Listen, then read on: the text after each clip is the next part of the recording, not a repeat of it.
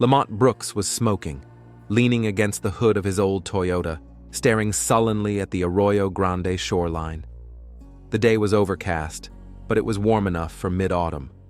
Small waves crashed against the coastal rocks, throwing up spray that the wind carried away. "How much longer are we going to be here?" Nisha's voice snapped him out of his musings. She was sitting on a large boulder, her arms wrapped around herself as if she were cold. Her dark hair fluttered in the wind. Nisha was still an attractive woman in her 40s, but the years and stress had left their mark in the form of wrinkles around her eyes and bitter creases around her mouth. "You were the one who wanted to get away," Lamont shrugged. "You said we should spend more time together." "I meant a restaurant or a movie," Nisha grimaced. "Not out on the rocks in this weather." Lamont put out his cigarette on the sole of his shoe and tossed the butt into his jacket pocket. He was still in the habit of not littering from his army days. "Well, let's go for a walk. There's an observation deck with a great view." They walked slowly along the stony path that meandered between the coastal pines. The wind had picked up, bringing with it the smell of salt and iodine. Lamont walked a little ahead, shuffling his feet mechanically and immersed in his memories. 12 years ago, when they had first met, Nisha had been a nurse at the clinic where Lamont had come with a work-related injury, a deep cut on his palm. She had impressed him then with her caring and easygoing nature. Lamont, recently returned from the army and struggling to find his place in civilian life, was charmed. He had just opened his auto shop, business was booming, and the future seemed full of possibilities. "What are you thinking about?" Nisha asked as she approached him. "About how we met," Lamont answered honestly.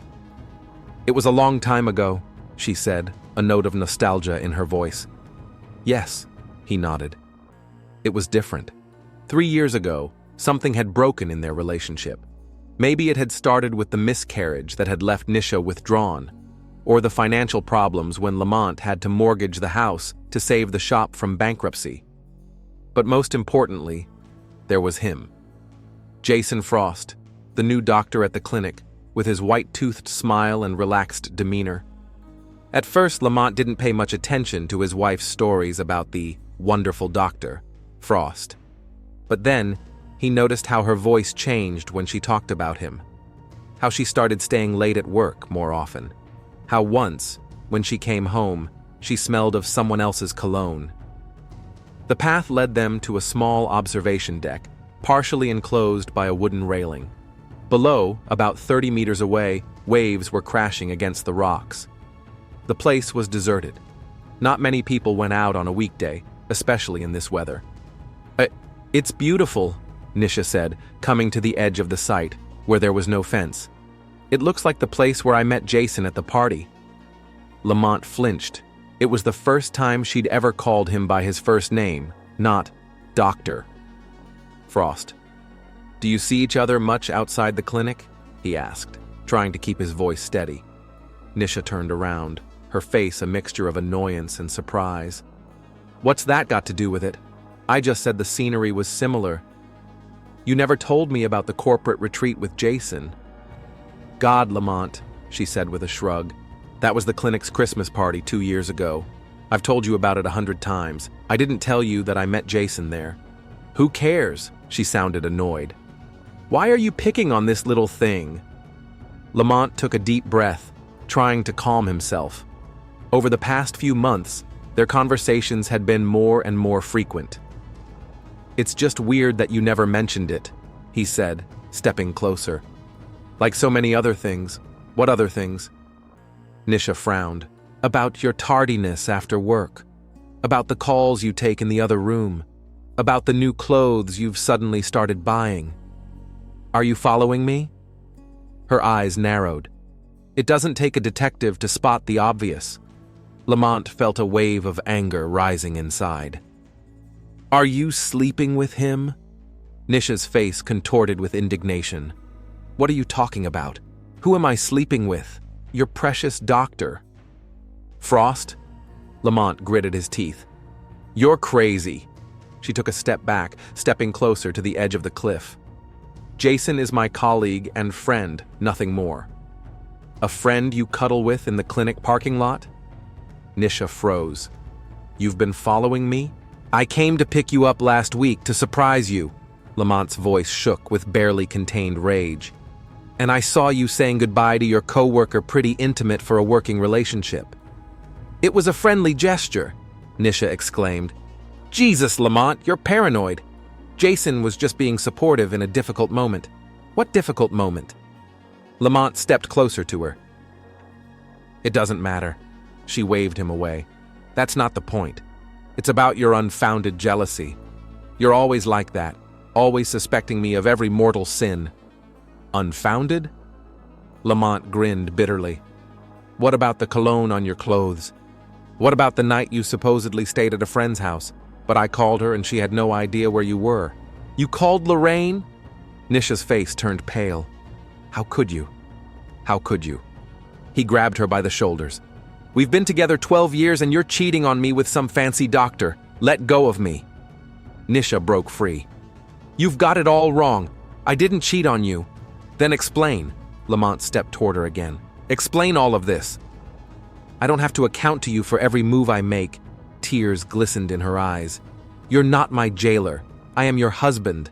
I have the right to know if my wife is fucking someone else. Nisha's face contorted with anger and pain.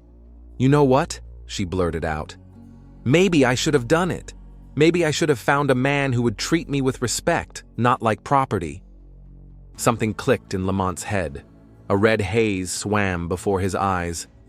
Everything that had accumulated over the past few years, the frustration, the suspicion, the fear of losing her, came rushing out in one uncontrollable movement. His hands pushed Nisha forcefully into his chest. She hadn't expected it, hadn't had time to grasp for anything. Her eyes widened with shock and incomprehension. 1 second ago, she was standing in front of him, and the next moment her figure was already falling off the cliff, her arms flailing helplessly in the air. A scream, a short, horrified scream cut through the sound of the surf. Then a thud, and silence. Lamont froze at the edge of the cliff, unable to believe what had happened. Below, on the sharp rocks, lay Nisha's body, unnaturally twisted, motionless.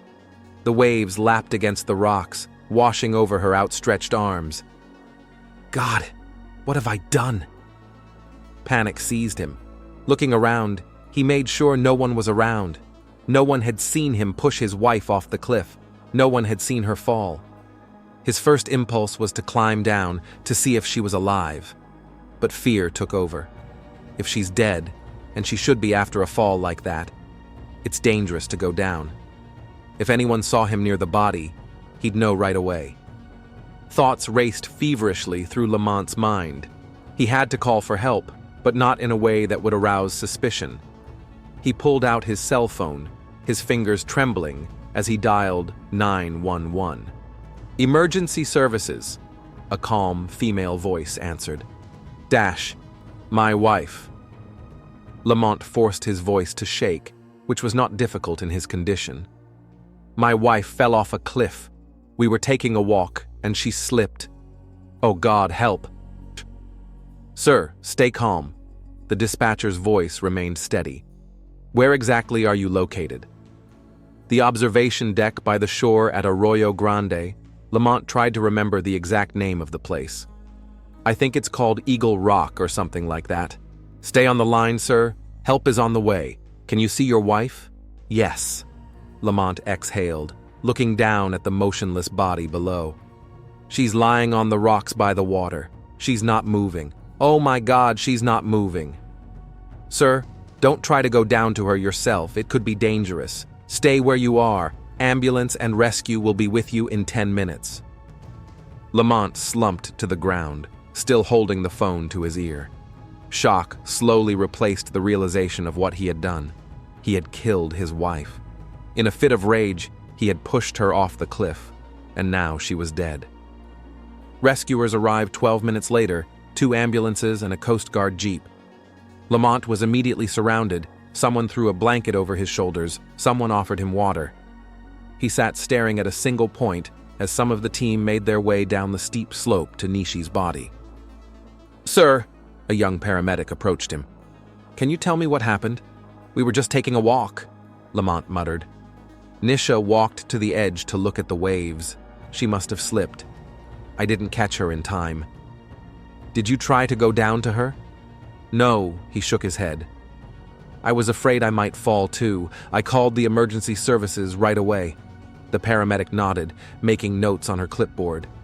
At that moment, the voice of one of the rescuers who had come down came over the radio. "Confirming death. Female, approximately 40 to 45 years old. Multiple injuries incompatible with life. Appears to have died instantly." Lamont covered his face with his hands, his shoulders shaking. Those around him mistook it for sobbing, but in fact, a wave of relief came over him. It was over. The niche is dead, and no one will ever know what really happened on that rock. The next hours passed like a blur. The police arrived, and he was taken to the station to testify. Lamont repeated his version over and over again. An accident. Nisha slipped. He didn't catch her in time. The policemen were polite and sympathetic, but one of them, Detective Imani Okoye, eyed him with faint suspicion. Her questions were a little more insistent, a little more detailed. "Did you often go for walks in this place, Mr. Brooks?" "No," Lamont answered. "Actually, it was my idea. I wanted to unwind Nisha. She'd been working a lot lately. She was tired." "And you decided to take her to the steep cliffs in the wind?" Imani tilted her head slightly. "We met in a similar place." Lamont tried to smile, but it came out more like a grimace. "I wanted a little romance, to rekindle old feelings." Detective Okoye nodded, making a note in her notebook. "Mr. Brooks, your wife's body showed bruises on her shoulders," she said in a steady voice. "Do you have any idea where they might have come from?" Lamont's heart skipped a beat, but he tried to keep a calm expression on his face. "I have no idea. Maybe she hit herself in the fall?" "Maybe," the detective shrugged. "It's just weird that they look like finger marks, like someone grabbed her shoulders hard." "Yeah, I don't know." Lamont felt cold drops of sweat running down his back. "Maybe I was trying to hold her back. It had all happened so fast." Imani Okoye looked at him carefully, but asked no more questions. Lamont was released home late in the evening, having first made him promise not to leave the city. The next few days were spent in the hassle of organizing the funeral. Nisha's body was so disfigured by the fall that it was decided not to open the coffin. Lamont accepted condolences from colleagues, friends, and neighbors, posing as an inconsolable widower. At the farewell ceremony, he noticed Dr. Frost, a tall, trim man of about 35, with perfectly styled hair and an expensive suit. Jason looked truly devastated, his eyes red with tears. It only made Lamont more certain that the bond between him and Nisha was deeper than just friendship. After the ceremony, Lamont was approached by an unfamiliar woman whose facial features vaguely resembled Nisha. "My condolences," she said dryly. "I am Thelma Adeyemi, Nisha's sister." Lamont had heard of her, but they had never met. The sisters hadn't socialized because of some long-standing quarrel. "Thank you for coming," he replied, shaking her hand. Nisha would have been pleased. Thelma stared at him intently, as if trying to see something behind the mask of grief. "It's strange that she slipped," Thelma said after a pause. Nisha had always been very cautious, especially at heights. She'd had a fear of heights since she was a child. Lamont went cold, but kept his exterior calm. "People change," he shrugged. She'd been going to the observation deck a lot lately. "Did she?" Thelma raised an eyebrow. "Interesting." She gave him another scrutinizing glance and walked away, leaving Lamont with the uncomfortable feeling that the woman could see right through him. In the evening, after the funeral, Lamont finally returned to the empty house. He poured himself a whiskey, fell into a chair, and for the first time in days allowed himself to relax. It was over. Nisha's body had been committed to the ground. Detective Okoye's suspicions remained mere suspicions without proof. He was free to go. Lamont took a large sip of whiskey, feeling the warmth spreading through his body. Suddenly he thought he heard a floorboard creak somewhere in the back of the house. He froze, listening. Silence. Only the wind outside the window and the ticking of an old clock on the wall. Nerves, Lamont thought, finishing his whiskey. He needed sleep. Tomorrow was a new day, the start of a new life. Without the constant suspicions, without the feeling of being betrayed, without Nisha. He went upstairs to the bedroom, undressed, and lay in bed. Sleep wouldn't come. Lamont tossed and turned, staring into the darkness of the room. At one point he thought he saw a dark figure fill the doorway for a moment. He sat up abruptly, turning on the lamp. There was no one. Of course no one was there. It was just the fatigue and stress of the last few days. Things would be better tomorrow. Lamont turned off the light and closed his eyes, gradually falling into a restless sleep. A week had passed since Nishi's funeral. Lamont went back to work in his auto shop, mechanically performing the usual activities: oil changes, valve adjustments, engine diagnostics. The monotonous work helped him not to think about what had happened on the rock, what he'd done. On his way home in the evening, Lamont noticed that the front door was not quite tightly closed. He distinctly remembered locking it in the morning. Wary, Lamont cautiously stepped inside, holding in his hand the heavy wrench he always carried in the pocket of his work jacket. Dash, anybody home?" he asked into the void, feeling foolish. Silence. Lamont walked around the entire first floor, the living room, the kitchen, the study. Everything looked pristine, but something was wrong. He couldn't figure out what it was, but he could feel it. Someone was here. The intuition of a mechanic, accustomed to noticing the slightest abnormalities in the workings of mechanisms, signaled danger. On the kitchen table stood Nisha's mug with the remnants of tea. Lamont froze. He hadn't touched her things since that day, couldn't bring himself to remove reminders of his wife. But that mug he'd seen in the closet this morning, he was willing to swear to it. Going up to the second floor, Lamont scrutinized the bedroom and bathroom. The bed was wrinkled, though he remembered for sure he'd made it. In the bathroom, he found a wet footprint on the floor and a drop of water on the mirror. It was as if someone had recently showered. Maybe I forgot to wipe something off this morning, Lamont tried to convince himself, but the feeling that he wasn't alone in the house never left him. When it got dark, Lamont closed all the windows and double-checked the locks on the doors. After 2 glasses of whiskey, he finally decided to go to bed. Sleep would not come. Lamont tossed and turned, listening to every sound of the old house. The creak of floorboards, the rustle of branches outside the window, the clatter of the gutter, the usual noises of the night suddenly became ominous. At about 3 o'clock in the morning, he distinctly heard footsteps on the first floor. Slow, shuffling, as if someone was struggling to move through the house. Lamont sat up in bed, clutching a wrench in his hand. The footsteps approached the stairs, then began to ascend. Creak, creak, creak, creak. Each step seemed to scream under the weight of the unseen guest. Lamont jumped out of bed and rushed to the bedroom door, locking it shut. His heart was pounding somewhere in his throat. Footsteps stopped right in front of his door. Silence.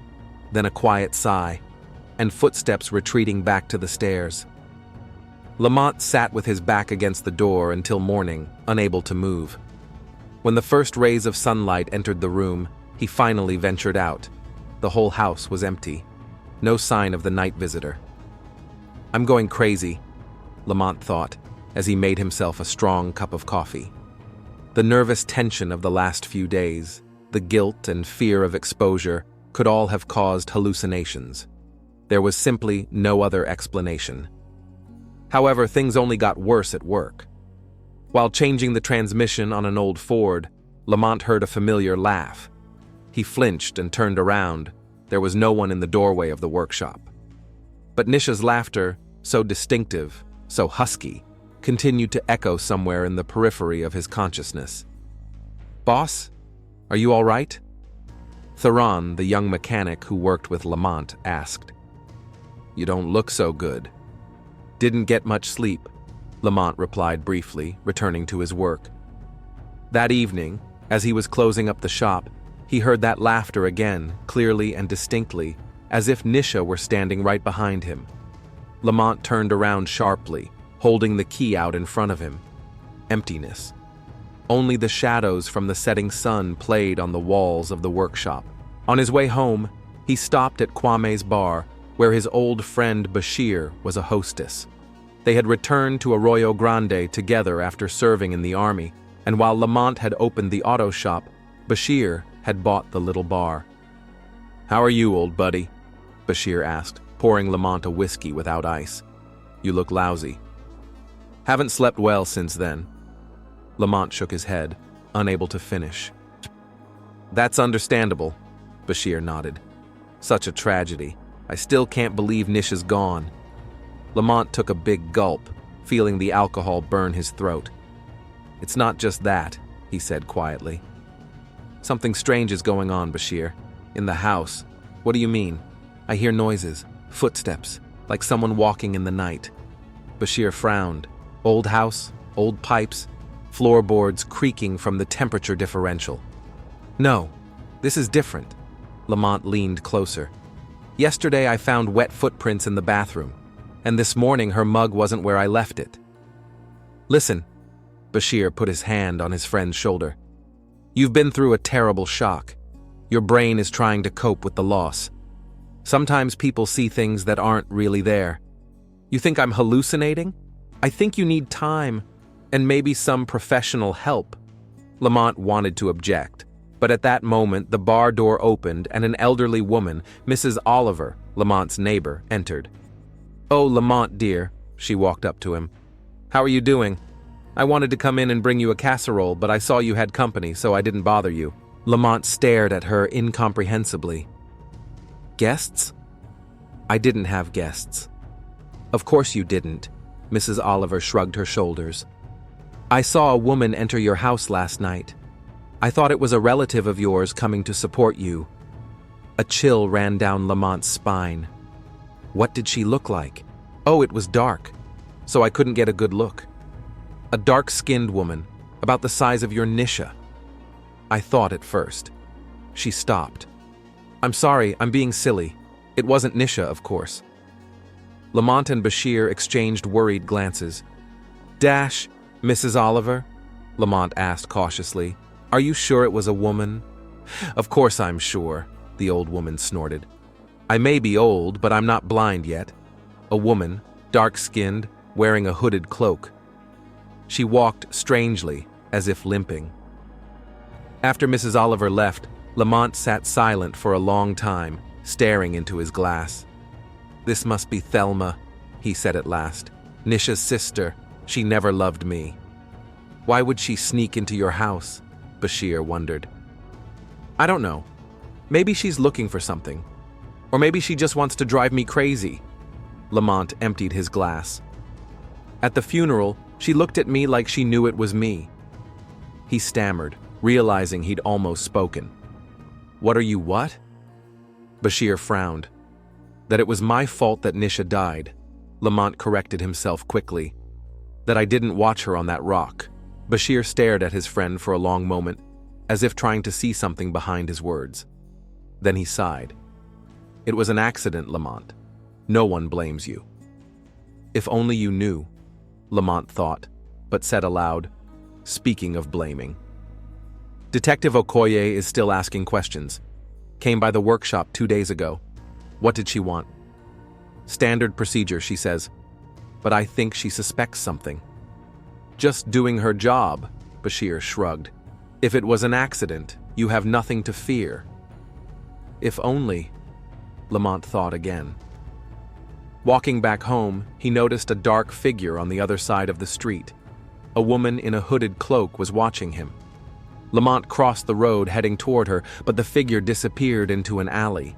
He rushed to follow, but the alley was empty. The next few days became a nightmare. Lamont hardly slept at all, listening to the sounds of the house, footsteps, rustles, creaks. He heard them every night, Twice he got up to check and found an open faucet in the bathroom, Nisha's things strewn about, wet footprints on the floor. Things were no better at the workshop. Customers were saying strange things.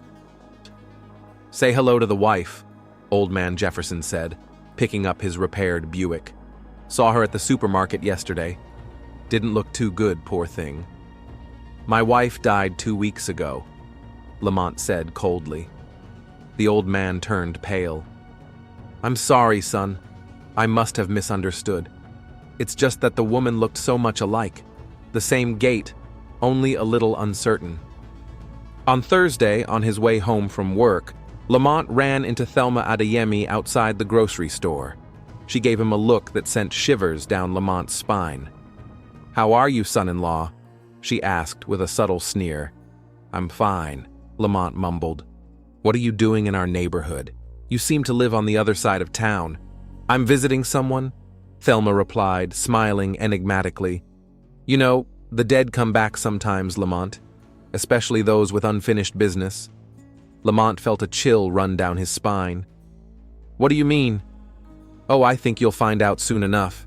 Thelma patted him on the shoulder and walked away, leaving Lamont completely confused. On Friday, Detective Okoye walked into his workshop. She looked tired, but her eyes were keen and attentive. "Mr. Brooks." She nodded in greeting. "How are you doing?" "Slowly," Lamont answered, wiping his hands with an oily rag. "To what do I owe this visit?" "I have new questions about your wife's case." Imani pulled out a notebook. "You mentioned that you and Nisha had a fight on the day of the tragedy. Could you please elaborate on what you were arguing about?" Lamont tensed up. "Just a simple domestic dispute. Nothing special. And yet?"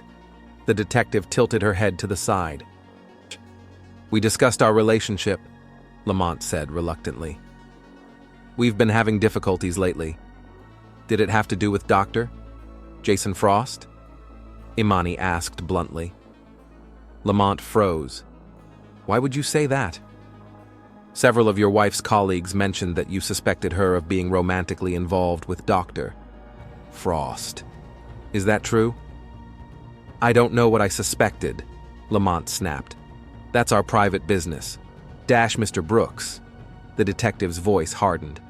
"When a man dies under suspicious circumstances, his personnel files become part of the investigation." "Suspicious circumstances?" Lamont felt his mouth dry up. It was an accident. She'd slipped. "Maybe," Imani nodded.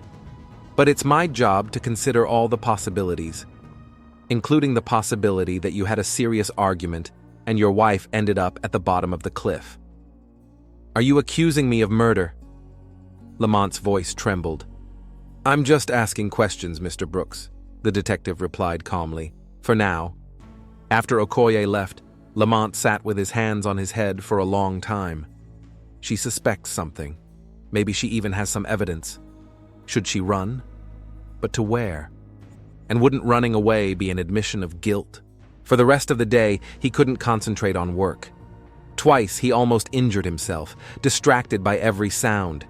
He thought he could hear Nisha's footsteps behind him, her breathing, sometimes even her voice calling his name. In the evening, Lamont stopped by Bashir's again, but the bar was closed, a rare occurrence for a Friday. A note hung on the door. "Family emergency. Open tomorrow." Lamont had no choice but to return to his empty house, now a source of constant dread. He bought a bottle of whiskey on the way out and began drinking as soon as he crossed the threshold. The alcohol dulled the fear a little, but it didn't completely eliminate the feeling of someone else's presence. Lamont checked all the rooms, closets, even looked under the bed like a child afraid of monsters. No one. The whiskey ran out around midnight. Lamont, drunk and exhausted, collapsed on the bed in his clothes. Sleep came heavy and viscous, pulling him into darkness. He awoke to a cold sensation. The room was chilly, as if someone had opened a window. Lamont struggled to open his eyelids, trying to focus his eyes in the darkness. The clock on the bedside table read 3 hours and 15 minutes. And then he saw her. There was a figure standing in the doorway of the bedroom. a female figure in tattered, wet clothes. The moonlight from the window fell on her face, swollen, with dark patches of bruises and abrasions. But it was Nisha's face. Her eyes, usually lively and expressive, now looked empty and lifeless. Wet hair stuck to her face and neck. One arm hung limply along her body while the other was stretched forward, pointing at Lamont. "And Nisha?" He wheezed, unable to believe his eyes. The figure did not answer. It took a step forward, and now Lamont could see it even more clearly. Her clothes. The same clothes Nisha had been wearing the day she died were tattered and stained with dirt and blood. A gruesome bruise was visible on her neck. Her legs moved unnaturally, like marionettes on strings. Lamont screamed. Screamed as he had never screamed in his life, not even in war, not even in the worst moments of his life. It was a scream of absolute primal terror. Nishi's figure froze, tilting her head to the side as if listening to his scream, and then her bloodless lips stretched into a smile, revealing dark gums. "You pushed me," she said in a hoarse, gurgling voice that sounded nothing like a living Nisha. "You pushed me, Lamont." Lamont ran out of the house like a scalded man, his nightmare of Nisha standing in the doorway, her wet clothes, her lifeless eyes, and the eerie words, "You pushed me," haunted him. He got in his car and drove across town to Bashir's bar. It was about 4 in the morning, but Lamont knew his friend lived in the apartment above his establishment. He banged on the bar door until Bashir's silhouette appeared in the second-story window. "What the hell?" he shouted, peering out. "Lamont, what's wrong? Open up!" Lamont's voice was breaking. "I need to talk to you." 5 minutes later, they were sitting in the kitchen of Bashir's apartment. Lamont drank the glass of whiskey, his hands shaking so badly that he almost spilled it. "I saw her," he whispered. "I saw Nisha." Bashir rubbed his eyes tiredly. "Listen, old man, we've talked about this before. It's a normal reaction to loss. A lot of people see their dead loved ones." "No, you don't understand." Lamont pounded his fist on the table. "It was her. It was real. In our bedroom, she was talking to me." "What did she say?" Bashir asked, refilling his friend's glass. Lamont hesitated. He couldn't talk about Nisha's words without giving himself away. Never mind. Some kind of nonsense. But it was her, he swore. Wet, in the same clothes she'd been wearing the day of the accident. Bashir looked at his friend for a long moment, then sighed. "Lamont, you need help. Professional help. What you're describing isn't just a vision. It's a full-blown hallucination." "I'm not crazy," Lamont exploded, but immediately lost his temper when he caught Bashir's gaze. "I'm sorry, I don't know what's going on." Bashir tapped his fingers on the table thoughtfully. "You know, I heard some strange talk in the bar last night," he said finally. "Old man Jenkins said he saw someone who looked like Nisha outside her sister's house. Of course, I figured he'd just had too much to drink, as usual." Lamont froze, the glass halfway to his lips. "Thelma," he whispered. "All this time. It's Thelma." "What do you mean?" Lamont's thoughts were racing frantically. Suddenly everything began to fit together. Thelma's strange behavior at the funeral, her mysterious words when they met, the neighbor's testimony about a woman who looked like Nisha. "We need to check it out." Lamont jumped up. "I'll go to her right away." "Wait," Bashir grabbed his arm. "It's 4:30 in the morning. You can't break into someone's house in the middle of the night. You'll be arrested." Lamont settled back in his chair, realizing his friend was right. "All right, I'll wait until morning. But I have to find out what's going on." Bashir looked at his friend worriedly. "What exactly are you going to do?" "Just to see," Lamont shrugged. "Maybe talk to Thelma." "Lamont," Bashir leaned closer. "There's something else that's been bothering me. You still haven't told me what really happened on that rock." Lamont felt the blood rush from his face. "I told you. It was an accident. Nisha slipped. Did she?" Bashir looked straight into his friend's eyes. "Because all this talk of ghosts. Sometimes people react to guilt. There was a heavy pause. Bashir was too close to the truth. One step, and he would realize everything. "I have to go." Lamont stood up abruptly. "Thank you for the whiskey." "Lamont," Bashir's voice stopped him at the door. "No matter what happens, remember, there are some things you can't undo." All morning, Lamont sat in the car parked in front of Thelma's house on the east side of town. It was a small, neat cottage with a well-kept garden. Nothing remarkable, just an ordinary house of an ordinary woman. Or was it? At 9 in the morning, the front door opened and Thelma appeared on the doorstep with a shopping bag. Lamont ducked down, though from this distance she could hardly see him. Thelma got into her automobile and drove off. This was his chance. Lamont waited until the car disappeared around the corner, then quickly crossed the street and approached the house. Going around, he found the back door.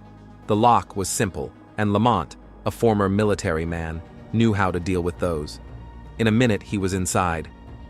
The house greeted him with silence. Lamont moved cautiously through the kitchen into the living room, then up the stairs to the second floor. There were 3 doors here. The first led to the bathroom, the second to Thelma's bedroom. Lamont opened the third door and froze. The room was set up like a hospital room, a narrow bed, a bedside table with medication, an IV, a blood pressure machine. And there were pictures of Nisha everywhere, on the walls, on the bedside table. But there was no Nisha. There were crumpled sheets on the bed, as if someone had recently gotten up. Nearby on a chair were clothes, dark pants, a shirt, a hooded jacket, women's clothes. Lamont walked over to the nightstand and picked up a notebook. Inside were Thelma's notes, a sort of treatment diary. Day 7. Nisha has begun to recognize me. Speech is still impaired, but progress is evident. She's getting out of bed on her own. Day 10. Today, Nisha spoke Lamont's name. Her reaction indicates a lot of anger. Probably starting to remember. Day 14. Nisha described the scene on the cliff. Lamont pushed her. It wasn't an accidental fall. Beginning retaliation plan. Lamont felt dizzy. Nisha was alive. She had been alive all this time and was slowly regaining her memory. And now she remembered what happened on the cliff. Suddenly he heard a noise downstairs. The front door slammed. Thelma had come back. Lamont looked around for cover, but it was too late. A figure appeared in the doorway, but it wasn't Thelma. It was Nisha. She looked different than she had in his nightmare. Thin, pale, with short-cropped hair, but alive. Very alive. Recognition flashed across her face, and then her features twisted with rage, pure, unclouded, almost animalistic. "Lamont," she said unnaturally with effort. Her voice sounded hoarse, as if she'd forgotten how to use it, but there was such hatred in it that Lamont stepped back. Lamont couldn't move. Dozens of questions swirled through his mind. How had she survived? Who was buried in her place? Who else knows? "Nisha," he finally squeezed out. "You're alive." She didn't back away as he'd expected. On the contrary, she stepped forward, fists clenched, her eyes once warm and loving, now burned with righteous anger. "Murderer." Her speech was slow, as if each word took effort, but there was strength in every syllable. "I remember everything." "You pushed me." Lamont stepped forward, his hands out in a gesture of reconciliation. "Look, it was an accident. I didn't mean to. I didn't think. Lie!" Nisha almost spit the word out. You wanted me to die." She took another step forward, and Lamont saw the heavy paperweight from the bedside table in her hand. Nisha raised her hand, preparing to strike. Lamont intercepted her wrist, and they froze in a struggle. Despite her weakness from her injury, Nisha fought with the fury of a hunted beast. "Calm down," hissed Lamont, trying to hold her back. "I just want to talk." "Kill you," she breathed, her eyes full of uncontrollable rage. "Like you me." They struggled, and Nisha began to scream, loudly, without words, just a primal scream of hatred and anger. Lamont clamped his hand over her mouth, but she bit him, until she bled. He yanked his hand away and lost his balance. They both fell, clutching at each other in the struggle, and rolled toward the stairs. Nisha wriggled under him, trying to reach his eyes with her nails, biting, scratching like a wild animal. All her movements were soaked with rage and vengeance. "Stop it!" Lamont tried to hold her arms back. "It's your own fault. You cheated on me. You ruined our family." These words seemed to add fuel to the fire. Nisha redoubled her efforts, and for a moment she managed to free herself. She lunged for the stairs, but Lamont grabbed her ankle. Nisha fell, hitting the step, and cried out in pain. But even now, there was no fear in her eyes, only rage and hatred. "Let go!" she shouted, and this time her voice came out clear, without a hitch. "I didn't mean to hurt you." Lamont pulled her to him, grabbing her by the shoulders. "But you leave me no choice." Lamont's hands closed around her neck, a thin, fragile neck, so light for his strong fingers. Nisha's eyes widened, but even now, there was no fear in them. Just endless rage and, he thought, gloating triumph. "I'm sorry," Lamont whispered, squeezing his fingers. "I have to do this." Suddenly, a harsh voice came from behind him. "Let her go, Lamont." He turned around without loosening his grip. Standing in the doorway was Thelma, with Detective Imani Okoye beside her, and both held guns pointed at him. "It's not what you think," Lamont began, slowly letting go of Nisha, who coughed and crawled away, but even now her gaze was full of hatred and triumph. "I think that's exactly what we think," Okoye replied coldly. "Lamont Brooks, you are under arrest on suspicion of attempted murder of your wife, Nisha Brooks. You have the right to remain silent." Thelma rushed to her sister, helping her up. "How did you—" Lamont began, but he stopped himself. "How did we know?" Thelma looked at him with contempt. "After you ran away from Bashir, he called me. He was worried you'd do something stupid, and I called Detective Okoye." Lamont felt his hands being cuffed. It was over. But there was still one question. "Who did we bury?" he asked quietly. Detective Okoye answered, nudging him toward the exit. "An unidentified body found in the ocean 2 days later. About the same age and build as your wife. You were so sure she was dead, you didn't even bother to examine the body thoroughly. You just nodded and signed the papers. But how did Nisha survive?" Lamont still couldn't believe it. "The fishermen found her," Thelma explained, supporting her sister, who kept her hateful gaze on Lamont. The current had carried her several kilometers along the shore. She was unconscious, badly injured, but alive. "You switched the bodies at the morgue," Lamont guessed, looking at Thelma. "Why didn't you go to the police right away?" "I wanted to," Thelma nodded. But when Nisha started to come to her senses, it became clear that she had amnesia. She couldn't remember what had happened. I decided to give her time to recover and remember. And she did. Lamont was taken out of the house and into a police car. Through the windshield, he saw Thelma helping Nisha onto the porch. Despite her unsteady gait and apparent weakness, the fire of victory and revenge burned in Nisha's eyes. "You set me up," Lamont hissed as Okoye got behind the wheel. "Used me as bait." "No, Mr. Brooks," the detective started the engine. "You set yourself up. We just gave you a rope and you hung yourself with it." The car started. Lamont took one last look at Thelma's house, where 2 women stood on the porch. One of them, the one he had tried to kill twice, was looking at him with an expression of pure, unclouded triumph. "And by the way," Okoye added as she pulled onto the main road, "your friend Bashir told us a lot of interesting things this morning. It seems you were not very careful in your confessions." Lamont closed his eyes. The picture of the world he had so carefully constructed over the past weeks was shattered. Everything around him was a lie. Nisha was alive. Bashir had betrayed him. Thelma had outplayed him. And now a trial, and probably years in prison, awaited him. "I just want to know one thing," he said quietly. Was it Nisha who came to my house? All those strange noises, the footprints in the bathroom. Was it her? Okoye grinned. What do you think, Mr. Brooks? Sometimes guilt plays strange tricks on our perception. Lamont stared out the window.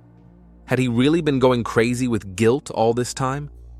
Or was Nisha really watching him, planning her revenge? It didn't matter anymore now. His nightmare had become reality. And it was only the beginning.